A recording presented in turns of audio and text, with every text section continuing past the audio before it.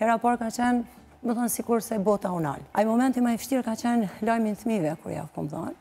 Tetori njëtë si muaj e ros, ku bëhet edhe ndoshta ndërgjegjësimin në nivel më të shtuar në lidhje me kancerin e gjirit, por e dim faktikisht që nuk mjafton ndoshta vetëm tetori, që njerëz të vedisohen për kontrolla rutinore sa i përket edhe parandalimit të sëmundjeve.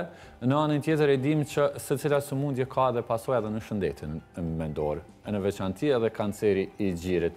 Sa është e rëndë, sa rëndë përjetohet në momenti kur mirët lajmi se po përballën tashmë me një sëmundje të tillë? Po më thonë drejtën është shumë e vështirë.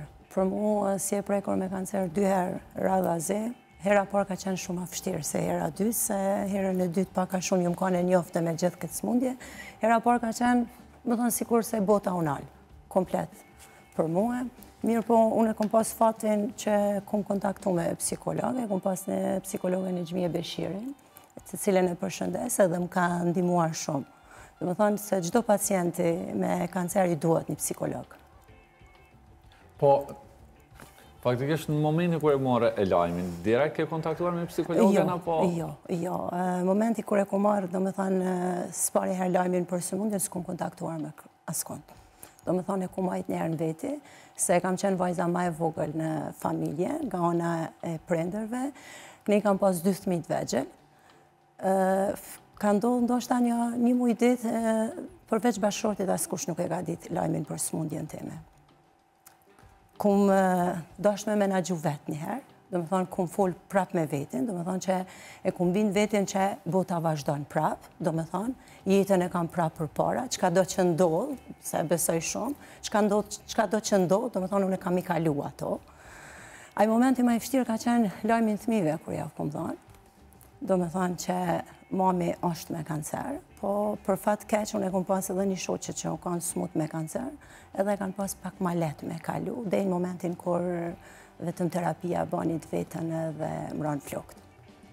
Po, gjatë kësaj periudhe, gjatë këtyre ditëve që faktikisht nuk u tregove askoj, derisa përpunove me veten, sa ishte e rëndë në aspektin emocional dhe psikologjik për ty, që njëherë veta përpunosh informatën edhe ndoshta ta pranosh faktin?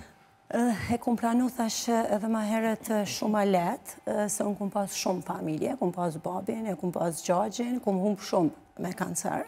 Do me thonë vetëm që ata kanë pas kancerin ndikume një pjesë tjetër trupi, si unë kancer gjirit. E kum pas bashkëshortin afër shumë që më kanë ndihmu me kalu. Kum fillu një herë me lexu shumë, do me thonë kum hi me kërku shumë.